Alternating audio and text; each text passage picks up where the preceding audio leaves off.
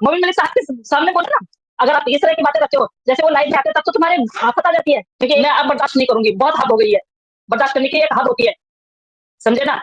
आप लोगों को मोमिन मलिक सरिता, या फिर आप बताएं कि मोमिन सर को किस तरह से काम करना चाहिए। हम 18 महीने से इस केस में लगे हुए हैं, हम उंगली उठाने वाले कोई नहीं होते हैं, क्योंकि मुद्दे नहीं है तो फिर भौंकने का मतलब भी नहीं है। हम यहाँ पे आके बोलते हैं तो हम रिएक्शन भी देते हैं, ना मैं किसी को खींचने वाली बनती हूँ, ना मेरा नाम लेके कोई किसी चैनल पे बोले।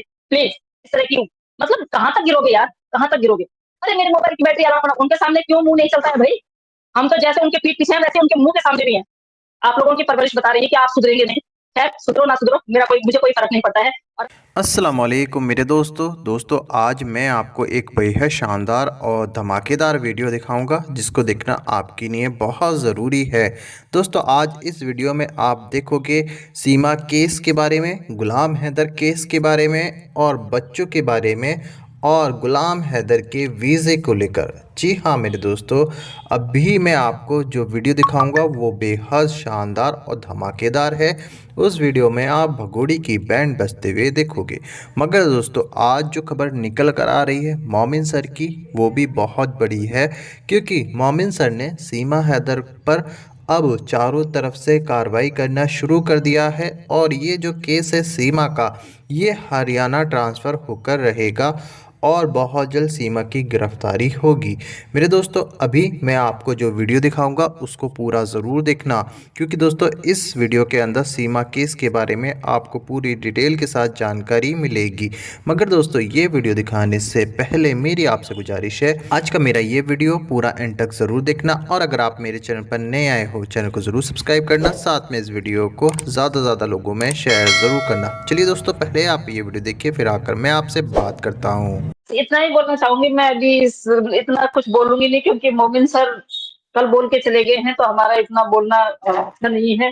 बिल्कुल इस केस में जिस तरह से देखिए, सब कुछ मोमिन सर ने करना है, ना यहाँ पे बैठ के मैं कर रही हूँ, ना आप कर रहे हैं, ना कोई और यूट्यूबर कर रहे हैं। सिर्फ हम यहाँ पे आवाज उठा रहे हैं, मतलब कि केस को जिंदा रख रहे हैं। और जिस तरह के एलिगेशन आज मोमिन सर पे लगे हैं, मुझे नहीं लगता है कि कल वो लाइव आए हैं और आज इस तरह की, मैं देखा नहीं है पर मेरे पास कटिंग्स आई हैं, 2-3 कटिंग्स आई हैं, उनके भी यहाँ पे मैं बोलूंगी कि अपने हिंदुस्तान की एक बहन अपने ही हिंदुस्तान के वकील पे भरोसा नहीं कर पा रही है, क्यों?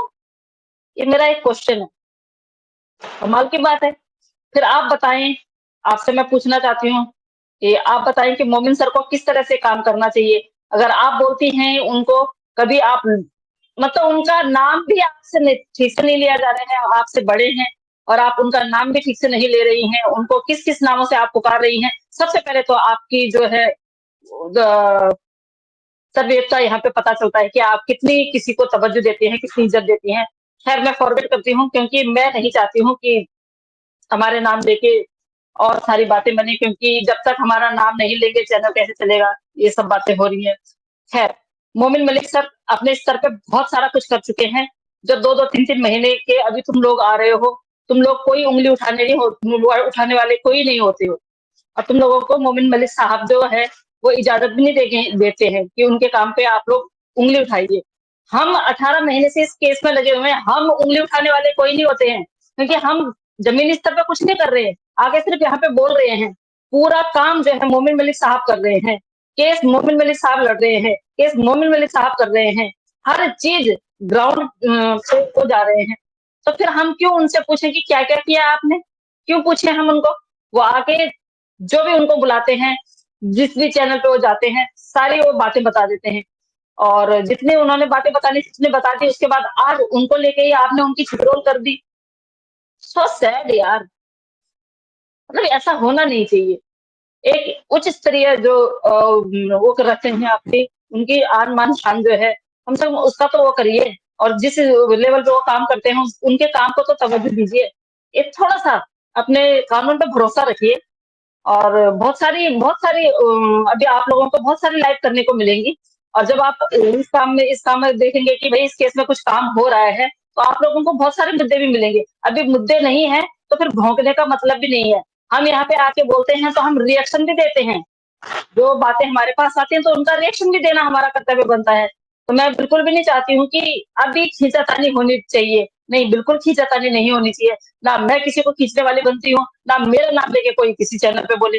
प्लीज मैं अब बर्दाश्त नहीं करूँगी, बहुत हद हो गई है। बर्दाश्त करने की एक हद होती है, समझे ना?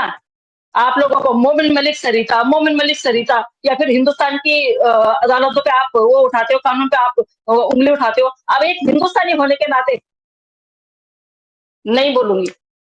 आपको खुद सोचना चाहिए कि आप एक हिंदुस्तानी होने के बावजूद और इस तरह की मतलब कहाँ तक गिरोगे यार? कहाँ तक गिरोगे? नहीं समझ में आता कि कब समझ में आएगा आप लोगों को। अगर आप पढ़े-लिखे हैं, तो पढ़े-लिखे होने का अपना फर्ज़ निभाइए। अपने जो संविधान है, उस पे भरोसा नहीं है, तो मोमिन मलिक साहब के सामने बोलो ना।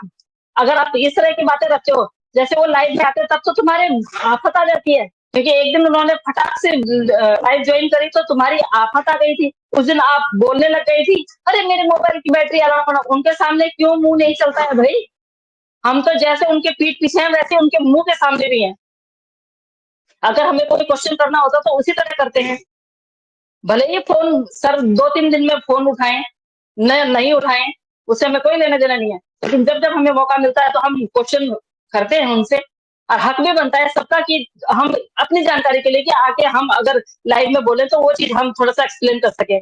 लेकिन हम ये नहीं बोल सकते अभी तक आपने क्या काम किया, क्या काम नहीं किया और हम उनके कभी भी गलत काम से नहीं पुकारते हैं, कभी भी नहीं।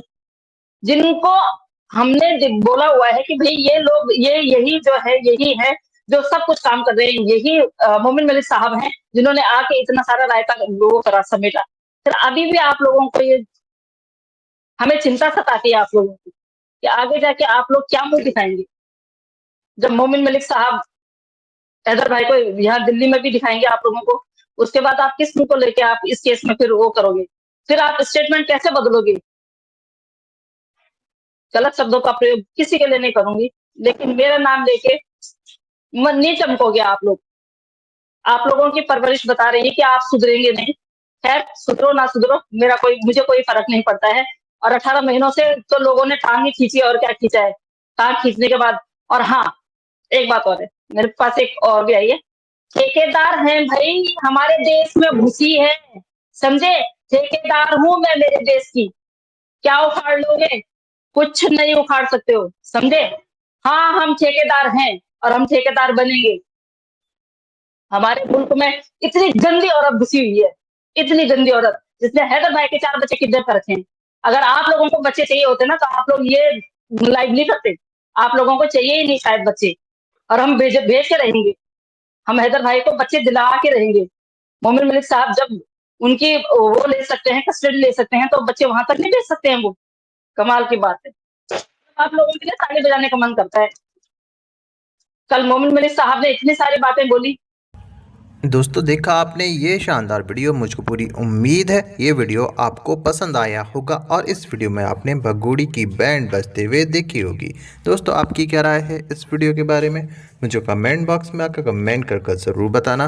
दोस्तों आज के वीडियो में बस इतना ही, मैं फिर मिलूँगा ऐसे ही दूसरी वीडियो के साथ, तब तक के लिए खुदा हाफिज़।